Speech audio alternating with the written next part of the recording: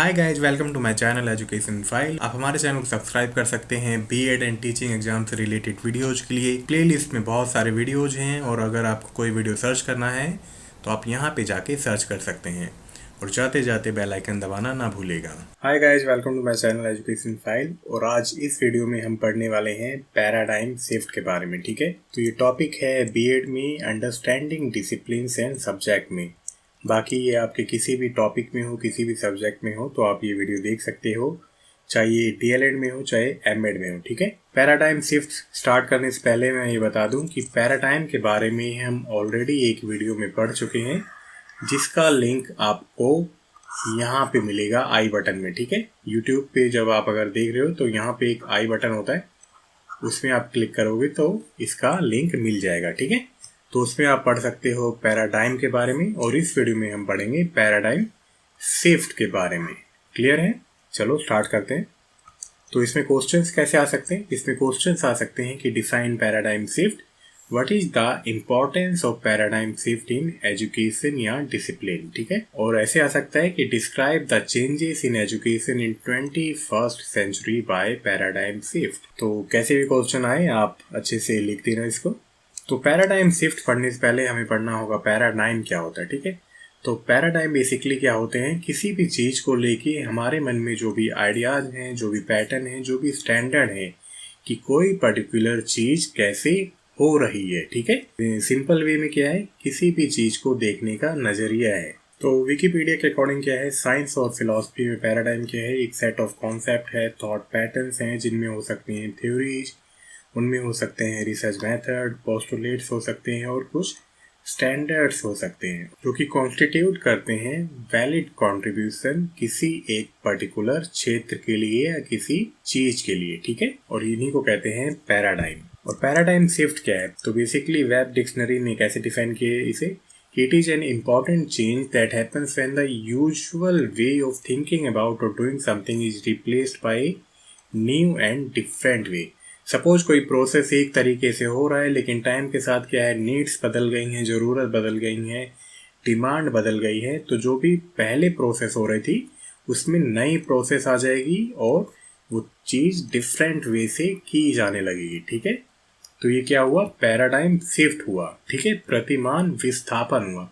Shift क्या है, basically variations आना किसी भी प्रोसेस में। तो पैराडाइम क्या था, हमारे अंदर जो भी चीज़ें थी, किसी पर्टिकुलर चीज़ को लेके जो भी आइडियाज़ थे, पैटर्न थे, स्टैंडर्ड थे, उनमें बदलाव आ गया है टाइम के साथ या ज़रूरत के अकॉर्डिंग। ठीक है, तो पैराडाइम शिफ्ट क्या है, फंडामेंटल चेंज है या मूलभूत परिवर्तन है किसी भी इंडिविजुअल या सोसाइटी के व्यू में कि कोई भी चीज इस दुनिया में कैसे काम करती है। ठीक है, और ये टाइम के साथ होता ही रहता है। और पैराडाइम शिफ्ट जो टर्म है, जो वर्ड है, वो पहली बार कब यूज हुआ था, तो वो यूज हुआ था ड्यूरिंग 97 और प्रिसाइजली 1962 में हुआ था। किसने यूज किया था, थॉमस एस कुन ने किया था। ये अमेरिकन हिस्टोरियन है और बहुत ही अच्छे फिलोसफर थे। ठीक है, तो पहली बार इन्होंने ही यूज किया था पैराडाइम शिफ्ट वर्ड को या टर्म को। ठीक है, चलो देन है importance of paradigm shift in education, कि शिक्षा के क्षेत्र में पैराडाइम शिफ्ट कैसे महत्व रखता है। ठीक है,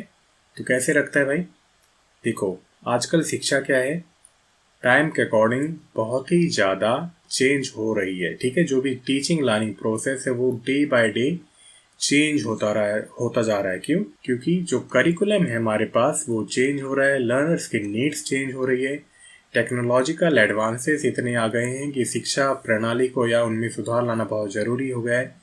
टीचिंग मॉडल्स एंड मेथोडोलॉजी सभी चेंज हो रही हैं। ठीक है, तो जो भी शिक्षा को लेके हमारे मन में पहले के आइडियाज़ थे, पैटर्न थे, जो भी स्टैंडर्ड थे, उनमें बदलाव आ रहा है। और ये बदलाव क्यों आ रहा है, क्योंकि नीड्स बदल गई हैं। ठीक है, तो इसका सबसे बड़ा एग्जाम्पल क्या है, ये प्रैक्टिकल एग्जाम्पल क्या है, NEP 2020 नेशनल एजुकेशन पॉलिसी 2020 क्यों लाई गई, क्योंकि जो हमारी प्रेजेंट की नीड है, जो भी फ्यूचर की नीड है, वो बदल रही हैं। ठीक है, और एजुकेशन सेक्टर में रिफॉर्म लाना या सुधार लाना बहुत ज़रूरी है। तो NEP 2020 में किन किन चीज़ों पे बात की गई है, करिकुलम को चेंज करने की बात कही गई है, टीचर्स ट्रेनिंग में बदलाव लाने की बात कही गई है, 10+2+3 का जो पैटर्न था वो चेंज होने वाला है, प्ले स्कूल्स चेंज होने वाले हैं और आईसीटी टेक्नोलॉजीज बहुत ज़्यादा हद तक चेंज होने वाली हैं। और ये क्यों चेंज हो रही हैं? क्योंकि आप सपोज करो 38 ईयर्स के बाद एनईपी आई है, नेशनल एजुकेशन पॉलिसी आई है। क्यों आई है? क्योंकि 38 में बहुत ज़्यादा ज़रूरत बदल गई है, करिकुलम की भी, टीचर्स ट्रेनिंग की भी, पैटर्न की भी। और इसी में सुधार लाने के लिए पैराडाइम शिफ्ट हो रहा है। ठीक है, जो भी हमारे अंदर पहले से शिक्षा को लेके आइडियाज थे, पैटर्न थे, थॉट प्रोसेस थी, उनमें बदलाव लाने की जरूरत है और वो प्रैक्टिकल लेवल पे किया जाना है। Getting my point? I hope आपको ये समझ में आ गया, कॉन्सेप्ट समझ जाओ यार। बाकी आप अपनी लैंग्वेज में भी लिख सकते हो, जरूरी नहीं है जो इस पीपीटी में लिखा है वही आप लिखो। ठीक है, तो मेरा मकसद हमेशा रहता है कि आपको कॉन्सेप्ट समझ में आ जाए। तो जो सेकंड क्वेश्चन था ना कि 21st सेंचुरी में क्या पैराडाइम है, कैसे बदलाव आ रहा है, तो उसमें ये पॉइंट लिख सकते हो आप, following are the new educational paradigm. तो आजकल क्या है, बैलेंस स्कूलिंग की बहुत ज़्यादा ज़रूरत है। बच्चे का सर्वांगीण विकास या होलिस्टिक डेवलपमेंट करने की बहुत ही ज़्यादा ज़रूरत है। आजकल ऐसा नहीं है कि आप एकेडमिक स्किल्स में अच्छे हो तो आप सभी चीज़ों में अच्छे हो। बच्चे को सभी स्किल्स में अच्छा होना बहुत ज़रूरी है, फिजिकली, मेंटली, इंटेलेक्चुअली और खेल कूद में भी उसका अच्छा होना बहुत ज़रूरी है। ठीक है, न्यू टेक्नोलॉजिकल एडवांसेस हो रहे हैं जहाँ पे एजुकेटर का रोल क्या हो गया है, एक फैसिलिटेटर की तरह बन गया। ठीक है, तो आजकल टीचर क्या करते हैं, टीचर टॉपिक को टीच नहीं करते हैं, वो टॉपिक को डिस्कस करते हैं। ठीक है, टीचर आजकल बन गए हैं स्टूडेंट के फ्रेंड्स या गाइड, एक मोटिवेटर भी बन गए हैं, फिलोसफर बन गए हैं। फिलोसफर तो हालांकि पहले भी थे, लेकिन फिलोसफर की यहाँ पे ड्यूटी चेंज हो गई टाइम को लेके। ठीक है, और टीचर्स को सोचना पड़ता है नई टीचिंग लर्निंग प्रोसेस के अकॉर्डिंग। ठीक है, क्योंकि टेक्नोलॉजिकल एडवांसमेंट ज़्यादा बढ़ता जा रहा है। कोऑपरेशन आजकल बहुत ज़्यादा हो गया है स्टूडेंट के बीच में, टीचर्स के बीच में, उनके पेरेंट्स के बीच में और एडमिनिस्ट्रेशंस के बीच में। पहले क्या होता था, बच्चों को टीचर्स के हवाले छोड़ दिया जाता था और टीचर्स ही पूरा अच्छे से उनका ध्यान रखते थे। लेकिन आजकल क्या है, टाइम के अकॉर्डिंग ज़रूरत बन गई है इंटरेक्ट करने की। तो वीडियो कॉलिंग के जरिए, सोशल मीडिया ऐप्स के जरिए, सॉफ्टवेयर्स के जरिए school, teachers, student, parent, administration cooperative learning में अपनी अपनी भूमिका निभा रहे हैं। ठीक है, तो ये भी क्या है, एक पैराडाइम शिफ्ट ही है ना। पहले ऐसा नहीं होता था, पहले का नज़रिया कुछ और था, पहले की आइडियाज़ कुछ और थे, पैटर्न कुछ और थे, स्टैंडर्ड कुछ और थे, थॉट प्रोसेसेस कुछ और थे। ठीक है, देखो आजकल इंडस्ट्री की नीड भी बढ़ रही है, तो एक्सपीरियंशियल मोड ऑफ लर्निंग को एनहेंस करना बहुत ज़्यादा ज़रूरी हो गया है। इंडस्ट्री क्या है, बहुत फास्ट पेस एनवायरनमेंट रहता है, उनको ऐसा बच्चा चाहिए जिसको पहले से प्रैक्टिकल नॉलेज हो। क्यों? क्योंकि वो ट्रेनिंग पे ज़्यादा टाइम वेस्ट नहीं करना चाहते हैं। हालांकि जब आप इंडस्ट्री में जाते हो आपको ट्रेनिंग ज़रूर मिलती है, लेकिन अगर किसी बच्चे को ऑलरेडी प्रैक्टिकल वर्क आता है तो वहाँ पे इतनी ज़्यादा ट्रेनिंग देने की ज़रूरत नहीं है। ठीक है, तो इसलिए भी क्या है, जो लर्निंग हो रही है वो एक्सपीरियंशियल मोड ऑफ लर्निंग ज़्यादा हो रही है, लर्निंग बाय डूइंग ज़्यादा की जा रही है। ठीक है, क्यों? क्योंकि ये नीड है, इसलिए पैराडाइम शिफ्ट हो रहा है। चेंज इन करिकुलम, तो करिकुलम में कैसे चेंज हो रहा है, आज प्रेजेंट में करिकुलम की नीड अलग अलग हैं, पाठ्यक्रम की नीड अलग अलग हैं, फ्यूचर नीड्स भी चेंज हो रही हैं। क्यों? क्योंकि इंडस्ट्री की नीड चेंज हो जाएगी फ्यूचर में, पॉलिटिकल या साइकोलॉजिकल, इकोनॉमिकल नीड्स चेंज हो जाएंगी, लर्नर्स की नीड भी है कि करिकुलम को चेंज किया जाए। पहले क्या होता था, ट्रेडिशनल करिकुलम होता था, लर्नर को उतना ज़्यादा महत्व या इम्पोर्टेंस नहीं दिया जाता था, लेकिन आजकल क्या है, लर्नर्स भाई मेन रोल में है, लर्नर्स ही सबको कंट्रोल करता है। ठीक है, और क्या है, एजुकेटर्स की भी नीड बदलती जा रही है।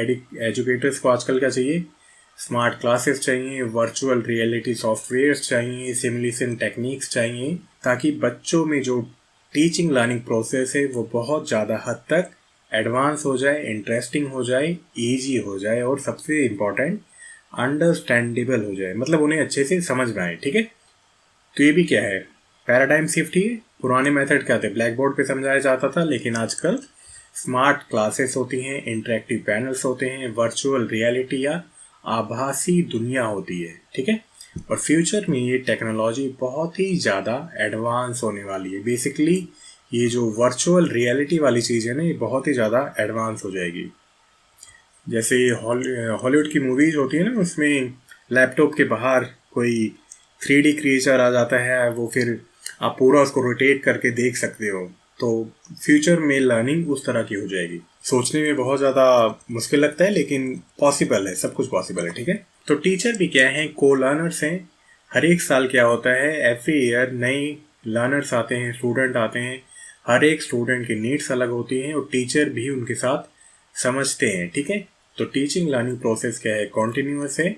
और फ्यूचर टीचर्स क्या होंगे, उन्हें आर्टिफिशियल इंटेलिजेंस की स्किल्स आनी चाहिए और उन्हें एडवांस आईसीटी टूल्स यूज करनी आनी चाहिए। ठीक है, क्योंकि फ्यूचर में आर्टिफिशियल इंटेलिजेंस जगह लेने वाला है। तो फ्यूचर में क्या होगा, जो टीचर्स होंगे वो हो जाएंगे स्मार्ट एजुकेटर्स। ठीक है, जैसे आजकल भी क्या है, व्हाट्सएप यूज करते हैं हम लोग, टेलीग्राम यूज करते हैं, सोशल मीडिया प्लेटफॉर्म्स यूज करते हैं, जूम कॉल या वीडियो कॉलिंग यूज करते हैं ताकि हम बच्चों से इंटरेक्ट कर सकें। ठीक है, और ये फ्यूचर में क्या होगा, और भी ज़्यादा एडवांस होने वाला है। ठीक है, तो ये भी क्या है, एक तरह से पैराडाइम शिफ्ट है, प्रतिमान विस्थापन है। ये देखो सिंपल सा आपने देखा होगा, इन पॉइंट्स के जरिए आप क्या समझ रहे हो कि ये सभी क्या है, प्रेजेंट के नीड भी हैं और फ्यूचर के नीड्स हैं। इसलिए जो भी हमारी पुराना पर्सपेक्टिव था, जो भी हमारी पुरानी थॉट प्रोसेस थी ना, उसमें बदलाव आ रहा है। और बदलाव हमेशा क्यों आता है, ज़रूरत के अकॉर्डिंग आता है। कोई भी चीज़ इन्वेंट होती है, कोई भी चीज़ डिस्कवर होती है, वो क्यों होती है, क्योंकि हमें उसकी ज़रूरत होती है। ठीक है, चलो देन है ऑटोनॉमस लर्नर्स।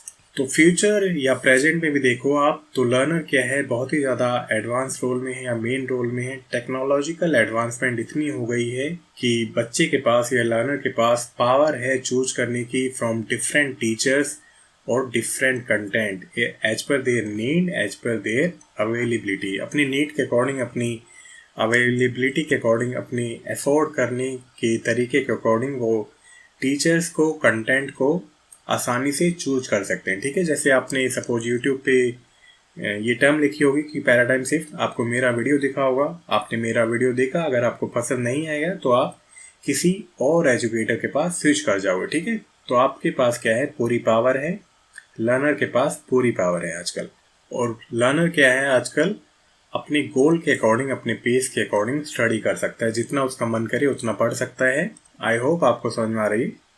चलो, यूज ऑफ आर्टिफिशियल इंटेलिजेंस। तो आर्टिफिशियल इंटेलिजेंस सभी हो सकता है, सभी लोगों को या कुछ लोगों को मजाक लगे, लेकिन फ्यूचर में कंप्यूटर इतने एडवांस हो जाएंगे कि वो टीचर्स का रोल प्ले करने लगेंगे। ठीक है, लेकिन कहीं ना कहीं फिजिकल टीचर की ज़रूरत तब भी पड़ेगी। ठीक है, इसीलिए क्या है, टीचर का रोल बन जाएगा स्मार्ट एजुकेटर्स का। ठीक है, तो एआई क्या करेगा, एआई करेगा, बच्चे का गोल डिसाइड करेगा, बच्चे के लिए करिकुलम डिसाइड करेगा, लर्नर को कैसे इवेल्युएट करना है, कैसे एसेस करना है वो भी डिसाइड करेगा, और लर्निंग की पेस भी डिसाइड करेगा। क्यों करेगा, खुद समझो आप। सभी का डाटा सेव होगा, एआई को पता होगा कि कौन सा बच्चा किस स्पीड से पढ़ सकता है।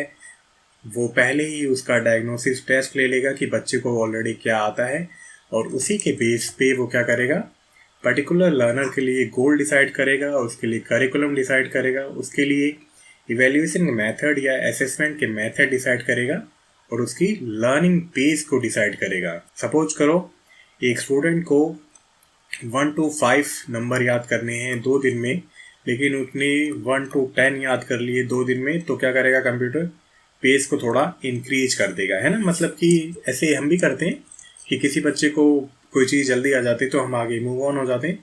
तो आर्टिफिशियल इंटेलिजेंस या कंप्यूटर इतने एडवांस हो जाएंगे, वो अपने आप सब कुछ डिसाइड कर लेंगे। फिर फिजिकल टीचर की ड्यूटी क्या हो जाएगी, वो बस सिस्टम्स को चेक करेगा कि सिस्टम्स अच्छे से सब कुछ कर रहा है या नहीं कर रहा है। ठीक है, तो फ्यूचर में एआई आने वाला है, इसमें कोई डाउट नहीं है। तो ये सभी क्या है, पैराडाइम शिफ्ट के तरीके हैं एजुकेशन में। 21st सेंचुरी को लेके शिक्षा में जो भी चेंज हो रहे हैं, जो हमारे प्रीवियस थॉट्स थे, जो हमारे प्रीवियस पैराडाइम थे एजुकेशन को लेके, वो नई नीड के अकॉर्डिंग चेंज हो रहे हैं। ठीक है, और इसी को कहते हैं पैराडाइम शिफ्ट। आई होप इस वीडियो के बाद आपको ये समझ में आ गया होगा, आपके कॉन्सेप्ट क्लियर हो गए हैं। मेन चीज़ है कॉन्सेप्ट क्लियर करना, ताकि आप एग्जाम में अपनी लैंग्वेज में सभी चीज़ें लिख सको। ठीक है, तो इस वीडियो में इतना ही था। आई होप ये वीडियो आपको अच्छा लगा हो। मिलते हैं नेक्स्ट वीडियो में। Till then bye bye, take care. आपकी जो भी क्वेरी हो आप प्लीज़ मुझे बता देना। और वीडियो अच्छा लगा हो तो प्लीज़ लाइक करके जाना, चैनल को सब्सक्राइब करके जाना और बेल आइकन दबा के जाना। ठीक है, मिलते हैं नेक्स्ट वीडियो में। Till then bye bye, take care.